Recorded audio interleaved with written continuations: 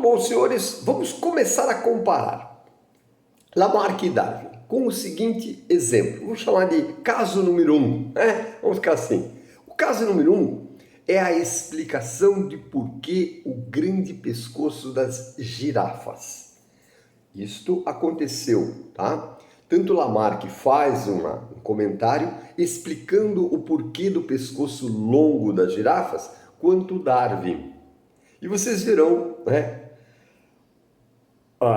o conceito de cada um aplicado a esse exemplo chamado o pescoço das girafas. Lamarck. Olha o que disse Lamarck.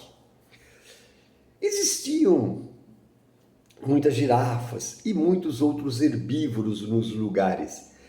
E eles competiam pelo alimento que eram as folhas das árvores. E a girafinha teve a seguinte ideia: vou esticar o meu pescocinho e tentar pegar as folhas mais altas da árvore. Não é? E de tanto esticar o pescoço para conseguir as folhas mais altas, o pescoço da girafa cresceu. E como essa característica passa diretamente para os descendentes, todas as girafinhas passaram a ter pescoço comprido. Veja que se aplica aí a lei do uso e desuso. De tanto esticar o pescoço para alcançar as folhas altas das árvores, o pescoço cresceu, lei do uso e desuso. E essa característica passou diretamente para as novas girafinhas. E é por isso que hoje a girafa é pescoçuda. É por isso que ela tem pescoço comprido. Essa foi a ideia de Lamarck. Comparamos agora com o princípio de Darwin. Darwin apresentou a seguinte proposta. Não foi assim que aconteceu. Primeiro eu recolhi, ao longo das minhas viagens, diversos tipos de girafas ao longo da vida. Eu colhi inclusive espécies fósseis de girafas e percebi que existiam variabilidades, variações entre as girafas. Vários tipos, vários tamanhos de pescoço. Algumas com o pescoço um pouco curto, outros com o pescoço um pouco maiorzinho, umas com o pescocinho mais comprido. A disputa pelo alimento, não é? Tentando comer as folhas das árvores, aquelas que tinham o pescoço longo levaram vantagem sobre as demais. Foram selecionadas durante a disputa do alimento. As de pescoço longo foram selecionadas. E estas é que sobreviveram. As demais não tiveram a mesma sorte, vamos dizer assim, né? Não estavam evoluídas e perderam na competição e ficaram para trás. Então, olha só, Darwin dizia: existia uma variabilidade de tamanhos de pescoços de girafas. As de pescoço longo levaram a melhor na disputa pelo alimento entre os outros herbívoros e por esta razão, sobreviveram. Professor, essa é a teoria aceita hoje. Sim, hoje se aceita essa ideia de Darwin. Mas vejam como foi, né? Como se pode fazer aí esse mecanismo de comparação. Interessante, né? O pescoço das girafas. O segundo caso que eu trato com os senhores é o caso chamado As Mariposas de Manchester. Manchester é uma cidade inglesa. Acredito eu hoje que os senhores conhecem muito Manchester, porque ela tem dois grandes times de futebol, né, na Liga da Europa lá, né, o Manchester City e o Manchester United. Muito bom.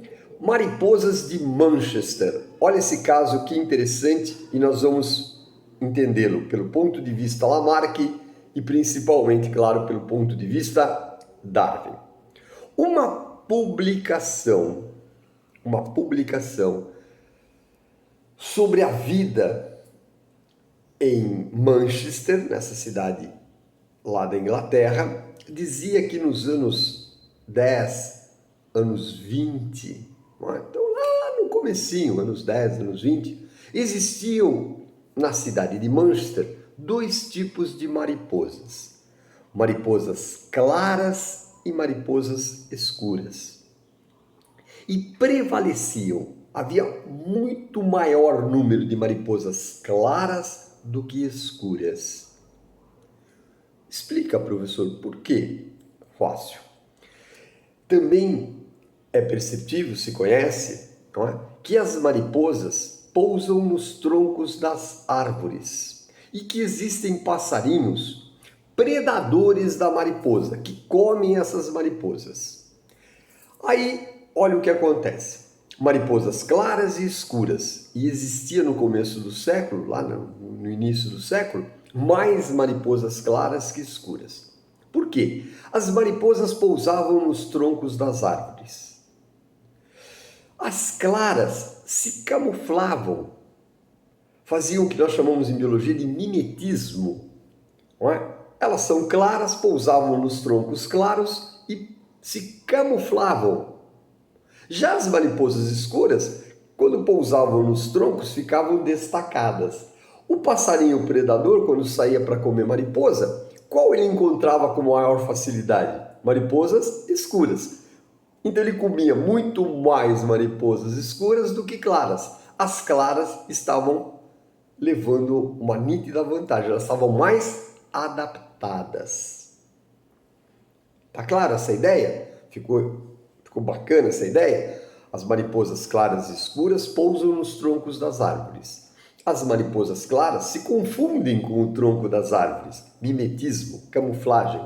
E o predador passarinho, quando sai para comer mariposas, enxerga, visualiza muito mais facilmente as mariposas escuras, portanto come mais mariposas escuras e por isso o número de mariposas claras era muito superior. Ficou clara essa ideia? Ótimo! O próximo vídeo vai fazer uma nova observação a respeito disso. Olha que interessante, você vai gostar.